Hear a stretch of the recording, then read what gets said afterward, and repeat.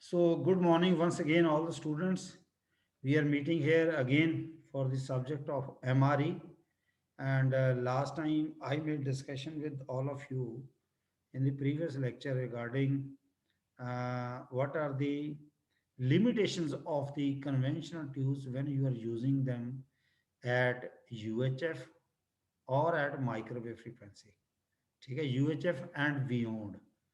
So last time, only two, three students were present. I discussed a lot with them and make them understandable regarding how many, what kind of losses are occurring while operation of conventional tubes when you are using them at UHF and beyond. I mean microwave frequencies. So number of undesirable parameters, features like limitation shortcomings are producing when you are using them at a high frequency. And those were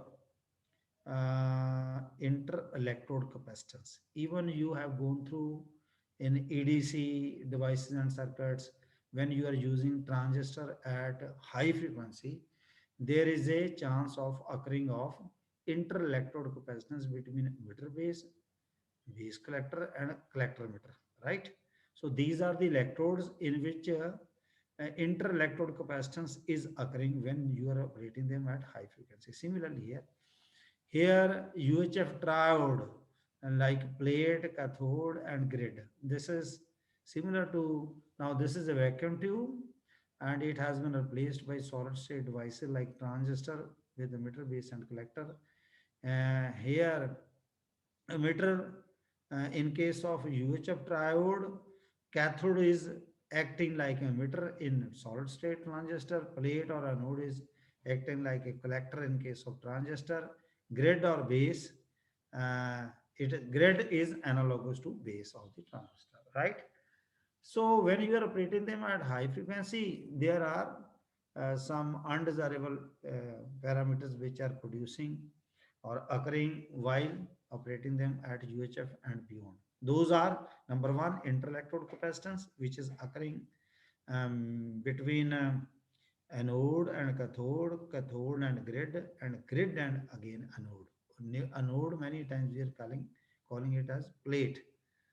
Fine. And due to this interelectrode capacitance, the performance of the UHF triode is deteriorating. I mean, it is decreasing when you are operating them at a microwave frequency, right?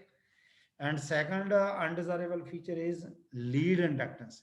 Because plate at high frequency lead inductance inductance is occurring at a high frequency. So that is again deteriorating the performance when you are operating them at microwave. And third is the most dangerous and undesirable parameter is transit time. See, from cathode, electrons are to generate, okay? And when it is being generated from the cathode, when you are energizing the UHF triode, so it has to be attracted by the plate, and in meanwhile, current is flowing. Fine, plate is kept at positive potential, but electrons will move with their velocity, okay? So when UHF tube is, I mean, sorry, when this conventional tube, you are using them at microwave frequency, see, their frequency of the microwave signal is much higher. And we expect that this UHF triode or tube, which is conventional one, this should also respond gigahertz frequency of the microwave signal, but it is not responding, right? At low frequency, transit time is comparable, and UHF triode is tubes is getting sufficient time, and in the result, voltage and current both are in phase. But when the same conventional tube is being operated at microwave frequency or UHF tube, so there is a phase lagging of the phase. Current is not, I mean, conduction of the UHF tube is not quickly responding to the high frequency of the microwave signal. So because of that, voltage and current, there is a phase difference, lagging of the phase difference, right? And So transit time is the killer in conventional tubes, right? And then next is I square R losses. Then these are power losses as well, radiation losses. So these are some dielectric losses as well. So this is what we discussed last time. And of course, this gain bandwidth limitation as well. So if you want more gain, you have to decrease the bandwidth. But when you are decreasing the bandwidth, so you can get the, when you are increasing the bandwidth, you are not getting enough gain. So somehow we have to trade off, I mean compromise between gain bandwidth product limitations, right? So this is also a limitation which is occurring. And so what is the other alternative? What we, if conventional tubes are not being used at a high frequency because of such limitations, then what are the other alternatives? Then scientists, researcher, engineers in their manufacturing units in the R&D labs, they tried, and they have in fact restructured the conventional tubes. They have changed their design, they have scaled them, okay, and they have made some certain kind of tubes which are calling as UHF tubes. So UHF means ultra high frequency. This is beyond VHF. So let me tell you, the conventional structures or tubes can be modified or improved by reducing the inter-electrode capacitance, lead inductance and transit time.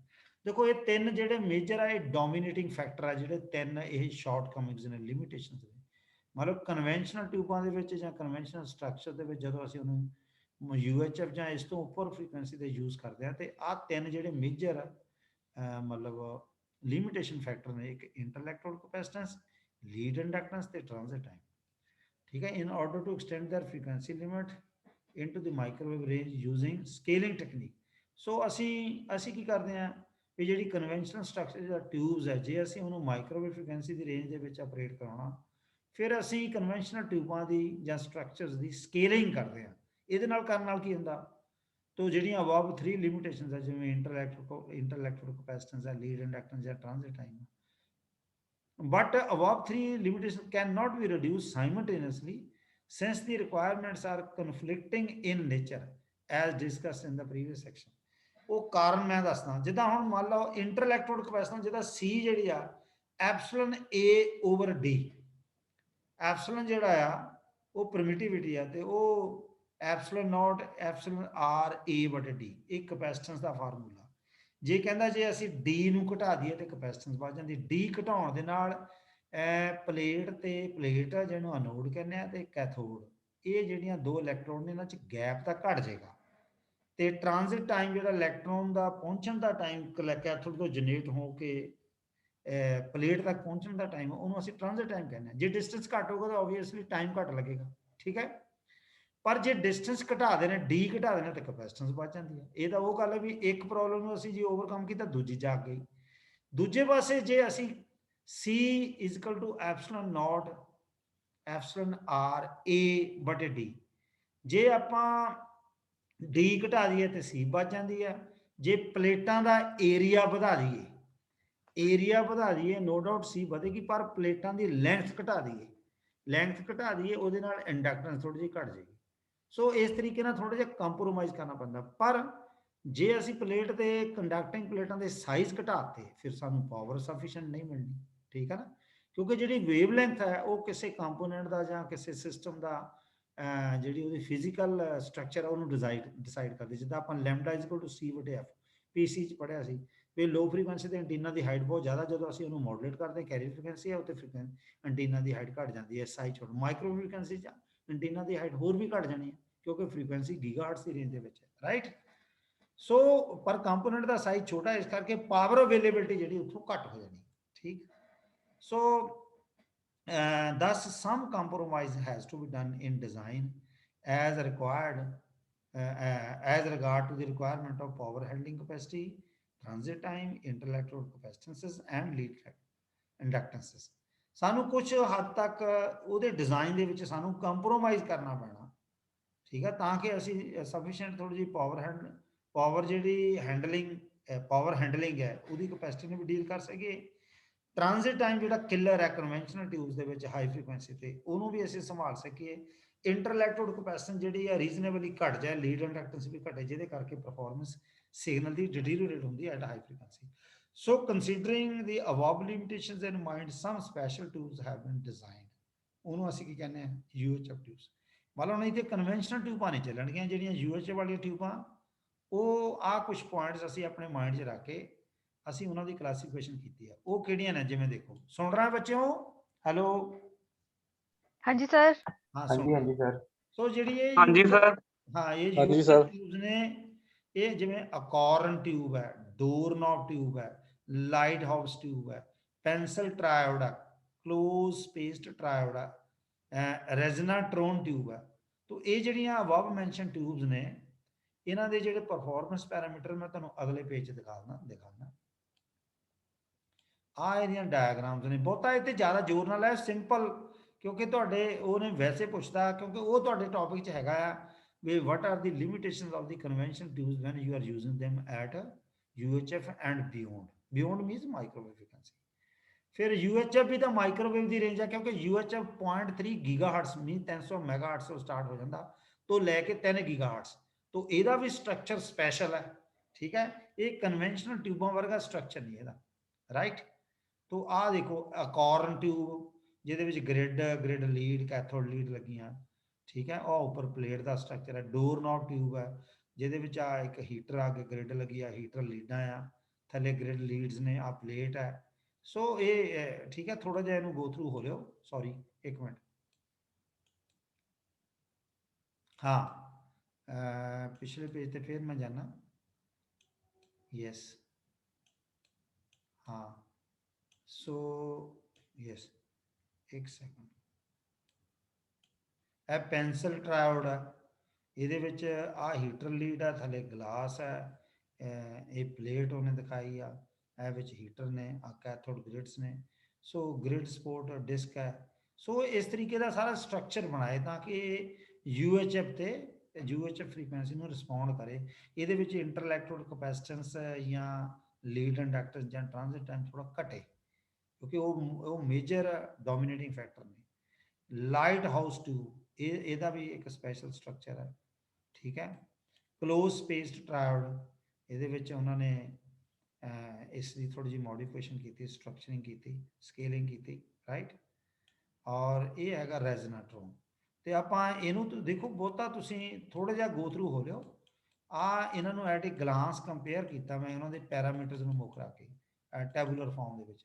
ਜਿਵੇਂ ਪਹਿਲਾ ਸੀਗੀ ਅਕੋਰਨ tube, ਇਹਦੀ power output ਵੀ ਕਹਿੰਦਾ ਕੁਝ ਫਿਊ ਮਿਲੀ ਵਾਟ ਮਿਲਦੀ ਆ। ਔਰ ਕਿਸ ਫ੍ਰੀਕੁਐਂਸੀ ਰੇਂਜ 'ਚ ਅਸੀਂ ਇਹਨੂੰ ਆਪਰੇਟ ਕਰ ਸਕਦੇ, 1.2 ਗੀਗਾ ਯਾਨੀ 1200 ਮੈਗਾ। ਟਿਪੀਕਲ ਐਪਲੀਕੇਸ਼ਨਸ ਕੀ ਨੇ ਇਹਦੀਆਂ? ਲੋ ਪਾਵਰ ਆਸੀਲੇਟਰਸ ਤੇ ਆਫਸੀਲੇਟ ਬੀਇੰਗ ਰਿਪਲੇਸਡ ਬਾਈ ਸੋਲਿਡ ਸਟੇਟ ਡਿਵਾਈਸਸ, ਠੀਕ ਹੈ। ਮੈਂ ਤਾਂ ਡਾਇਰੈਕਟ ਹੀ ਪੜ੍ਹਾ ਰਿਹਾ, ਠੀਕ ਹੈ। ਆਫਸੀਲੇਟ ਬੀਇੰਗ ਰਿਪਲੇਸਡ ਬਾਈ ਸੋਲਿਡ ਸਟੇਟ ਡਿਵਾਈਸਸ। ਡੋਰ ਨੌਬ ਜਿਹੜੀ ਹੈ ਉਹਦੀ ਵੀ ਪਾਵਰ ਆਊਟਪੁੱਟ ਫਿਊ ਮਿਲੀ ਵਾਟ ਹੈ, ਫ੍ਰੀਕੁਐਂਸੀ ਜਿਹੜੀ ਹੈ ਥੋੜੀ ਵੱਧ ਗਈ, ਠੀਕ ਹੈ। ਆ ਦੇਖੋ ਇਹ ਤੋਂ ਪਤਾ ਲੱਗ ਜਾਏਗਾ 1700 ਮੈਗਾਹਰਟਸ ਹੈ। ਔਰ ਇਹ ਵੀ ਲੋ ਪਾਵਰ ਆਸੀਲੇਟਰ, ਪਰ ਧਿਆਨ ਦਿਓ ਅਕੋਰਨ ਟਿਊਬ ਤੇ ਡੋਰ ਨੌਬ ਟਿਊਬ ਦੋਨੋਂ ਆਸੀਲੇਟਰ ਦੀ ਤਰ੍ਹਾਂ ਕੰਮ ਕਰਦੀਆਂ, ਯਾਨੀ ਲੋ ਪਾਵਰ ਦੀ ਜਨਰੇਟ ਕਰਦੀਆਂ, ਕਿਉਂਕਿ ਪਾਵਰ ਆਊਟਪੁੱਟ ਜਿਹੜੀ ਫਿਊ ਮਿਲੀ ਵਾਟ ਹੈ। ਆਬਸੀਲੇਟ ਬੀਇੰਗ ਡੋਰ ਨੌਬ ਟਿਊਬ ਬੀਇੰਗ ਰੀਪਲੇਸਡ ਬਾਈ ਸੋਲਿਡ ਸਟੇਟ ਡਿਵਾਈਸ, ਆਬਵੀਅਸਲੀ, ਕਿਉਂਕਿ ਅੱਜ ਕੱਲ੍ਹ ਜਿਹੜੇ ਸੋਲਿਡ ਸਟੇਟ ਡਿਵਾਈਸਿਸ ਹੈ ਉਹਦੀ ਸਵਿਚਿੰਗ ਫਾਸਟ ਹੈ, ਉਹ ਰੀਜ਼ਨੇਬਲ ਪਾਵਰ ਦੇ ਹੀ ਦਿੰਦੇ ਆ। ਅੱਗੇ ਹੈਗੀ ਡਿਸਕ ਸੀਲ ਟਿਊਬਸ, ਇਹਦੇ ਵਿੱਚ ਪੈਨਸਲ ਟਰਾਇਓਡ, ਲਾਈਟ ਹਾਊਸ ਤੇ ਕਲੋਜ਼। ਇਹ ਡਿਸਕ ਸੀਲ ਟਿਊਬਾਂ 3 ਤਰ੍ਹਾਂ ਦੀਆਂ। ਆ ਹੁਣ ਪਾਵਰ ਥੋੜੀ ਜਿਹੀ ਵੱਧ ਗਈ ਇਹਨਾਂ ਦੇ ਵਿੱਚ, 570 ਮਿਲੀ ਵਾਟ ਤੋਂ ਲੈ ਕੇ 5 ਵਾਟ ਤੱਕ, ਠੀਕ ਹੈ। ਫਿਰ ਫ੍ਰੀਕੁਐਂਸੀ ਰੇਂਜ ਵੀ ਵੱਧ ਗਈ। ਔਰ ਇਹ ਆਸੀਲੇਟਰ ਤੇ ਐਂਪਲੀਫਾਇਰ ਦੋਨਾਂ ਦਾ ਰੋਲ ਨਿਭਾਉਂਦੀਆਂ। ਲਾਈਟ ਹਾਊਸ ਜਿਹੜੀ ਆ ਇਹਦਾ ਪਾਵਰ ਗੇਨ ਕਾਫੀ ਹੈ, ਸਫੀਸ਼ੀਐਂਟ ਹੈ, ਔਰ ਇਹਦੀ ਫ੍ਰੀਕੁਐਂਸੀ ਰੇਂਜ ਬਹੁਤ ਜ਼ਿਆਦਾ ਆ, ਠੀਕ ਹੈ। Operation even extended up to 6 gigahertz, beyond ਹੈ, ਈਵਨ 3000 ਮੈਗਾਹਰਟਸ ਤੋਂ ਵੀ ਬਿਯੋਂਡ ਹੈ। तो ये दोनों तरह का ये रोल निभाते, ऑसीलेटर भी तो एम्पलीफायर भी। और firmly entrenched due to high powers and its easy adaptability for coaxial line resonators। सो ये वधिया एप्लीकेशन है। जी क्लोज स्पेस्ड ट्रायोड्स है, ਇਹਦਾ ਪਾਵਰ ਗੇਨ 10 dB है और 4 गीगाहर्ट्ज यानी ईवन UHF तो भी ऊपर है। ਐਂਪਲੀਫਾਇਰ ਦਾ ਤੇ ਫ੍ਰੀਕੁਐਂਸੀ ਕਨਵਰਟਰ ਦੋਨਾਂ ਦਾ ਰੋਲ ਨਿਭਾ ਸਕਦੀ ਹੈ। It is in use and not likely to be replaced. Resonatron ਦੀ 50 ਤੋਂ ਲੈ ਕੇ 75 kilowatt, so high power ਔਰ ਫ੍ਰੀਕੁਐਂਸੀ ਰੇਂਜ ਜਿਹੜੀ ਹੈ ਪਰ ਉਹ ਘੱਟ ਹੈ, ਕਿਉਂਕਿ ਘੱਟ ਫ੍ਰੀਕੁਐਂਸੀ ਤੇ ਸਾਨੂੰ ਪਾਵਰ ਜ਼ਿਆਦਾ ਮਿਲ ਸਕਦੀ ਹੈ। 350 ਤੋਂ ਲੈ ਕੇ 625 ਇਹ ਹਾਈ ਪਾਵਰ ਔਸੀਲੇਟਰ ਦਾ ਰੋਲ ਨਿਭਾਉਂਦੇ ਕਿਉਂਕਿ ਪਾਵਰ ਜ਼ਿਆਦਾ ਹੈ। ਠੀਕ ਹੈ, in use and not likely to be replaced. ठीक है, so for the sake of convenience here we are discussing only few tubes which are still in use for microwave amplification and oscillations. Clear? Hello? हाँ जी sir. हाँ, ये मैं हाँ जी ਤੁਹਾਨੂੰ sir. ਟੈਬੂਲਰ farm ਦੇ ਵਿੱਚ ਹਾਂਜੀ ਸਰ। ਆ ਥੋੜਾ ਇਹਨਾਂ ਦੀ ਥੋੜੀ ਬਰੀਫ ਡਿਸਕ੍ਰਿਪਸ਼ਨ ਦਿੱਤੀ ਹੋਆ, ਇਹਨੂੰ ਤੁਸੀਂ ਦੇਖ ਲਿਓ। ਠੀਕ ਹੈ, ਓਕੇ ਅੱਗੇ ਸਰ। ਆਪਾਂ ਗੱਲ ਕਰਦੇ ਹਾਂ ਕਲਾਸੀਫਿਕੇਸ਼ਨ ਆਫ ਮਾਈਕ੍ਰੋਵੇਵ ਟਿਊਬਸ ਦੀ। ਠੀਕ ਹੈ, ਹੁਣ ਮਾਈਕ੍ਰੋਵੇਵ ਟਿਊਬਾਂ ਕੀ ਹੁੰਦੀਆਂ ਨੇ? So there are 3 general types of microwave tubes. पहली गल triode and ordinary gridded tube, जिन्हों ਅਸੀਂ ट्रायोड। फिर दूजी हैगी क्लिस्ट्रॉन। इत्थे क्लिस्ट्रॉन ਜਿਹੜੀ ਹੈ इंपॉर्टेंट है, where interaction takes place between electron beam and RF voltage through brief but sometimes repeated intermittently। ਕਹਿੰਦਾ ਇੰਟਰੈਕਸ਼ਨ ਜਿਹੜੀ ਰੈਗੂਲਰ ਨਹੀਂ ਹੁੰਦੀ ਤਾਂ ਬਰੀਫ ਹੈ, ਪਰ ਸਮਟਾਈਮਸ ਹੁੰਦੀ ਵੀ ਰਿਪੀਟਡ ਹੈ, ਪਰ ਇੰਟਰਮਿਟੈਂਟਲੀ ਹੁੰਦੀ, ਟੁੱਟ ਕੇ ਹੁੰਦੀ ਆ। ਸੋ ਹੁੰਦੀ ਇੰਟਰੈਕਸ਼ਨ ਕਾਹਦੇ ਵਿਚਕਾਰ? ਇਲੈਕਟ੍ਰੋਨ ਬੀਮ ਤੇ ਆਰਐਫ ਵੋਲਟ ਦੇ ਵਿੱਚ। ਠੀਕ ਹੈ, ਕਲਿਸਟਰੋਨ ਜਿਹੜੇ ਆ। ਜਿਹੜੀ ਥਰਡ ਕੈਟਾਗਰੀ ਆਫ ਡਿਵਾਈਸ ਆ is one in which interaction between electron beam and RF field ਜਿਹੜੀ ਉਹ ਕੰਟੀਨਿਊਅਸ ਆ। ਇੱਥੇ ਦੇਖੋ, ਧਿਆਨ ਦਿਓ, ਉੱਪਰ ਇੰਟਰਮਿਟੈਂਟ ਆ, ਯਾਨੀ ਰਿਪੀਟਡ, ਮਤਲਬ ਬਰੀਫ ਹੁੰਦੀ ਆ, ਟੁੱਟ ਕੇ ਇੰਟਰੈਕਸ਼ਨ ਹੁੰਦੀ ਆ। ਐਂਡ ਜਿਹੜੀ ਥਰਡ ਕੈਟਾਗਰੀ ਆ ਉੱਥੇ ਇੰਟਰੈਕਸ਼ਨ ਬਿਟਵੀਨ ਇਲੈਕਟ੍ਰੋਨ ਬੀਮ ਤੇ ਆਰਐਫ ਫੀਲਡ ਦੇ ਵਿੱਚ ਕੰਟੀਨਿਊਅਸ। ਔਰ ਇਹ ਜਿਹੜੀ ਥਰਡ ਕੈਟਾਗਰੀ ਇਹਨੂੰ ਅਸੀਂ ਫਰਦਰ ਅੱਗੇ ਦੋ ਗਰੁੱਪਾਂ 'ਚ ਵੰਡਿਆ। ਪਹਿਲਾ group, in the first an electric field is used to ensure that interaction between the electron beam and RF field is continuous।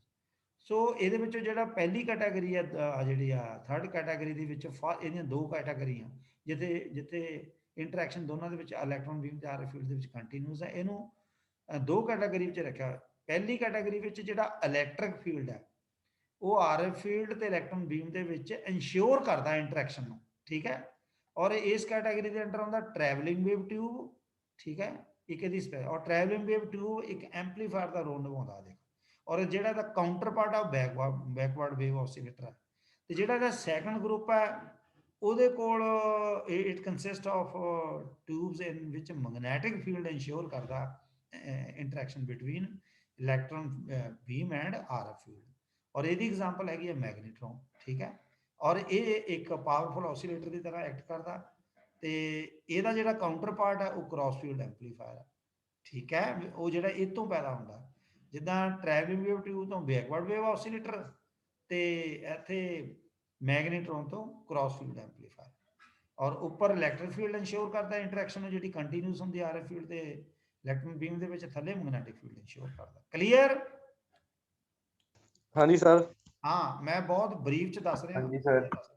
हाँ जी sir. this section will explain the basic operation of most widely used micro tubes, ਜਿਵੇਂ ਕਲਿਸਟਰੋਨ tube ਹੈ, travelling wave tubes ਹੈ, ਮੈਗਨੀਟ੍ਰੋਨ ਹੈ।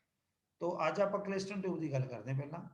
ਠੀਕ ਹੈ, ਕਲਿਸਟਰੋਨ tube ਕੀ ਹੈ? ਅਸਲ 'ਚ ਕੀ ਹੈ? Klystron is a specialised vacuum tube that can be used either as, ਇਹਨੂੰ ਐਂਪਲੀਫਾਇਰ ਦੇ ਨਾਤੇ ਵੀ ਕਰ ਸਕਦੇ, ਐਂਪਲੀਫਾਇਰ ਆਫ ਆਰਐਫ ਪਾਵਰ ਔਰ ਐਨ ਆਸੀਲੇਟਰ। ਮਤਲਬ ਜਨਰੇਟਰ ਹੈ ਵਿਚ generate frequency starting from UHF radio frequency to X band micro frequency. X band की फ्रीक्वेंसी रेंज की आप पहला पढ़िया 8 तो लैके 12.5 गीगाहर्ट्ज़।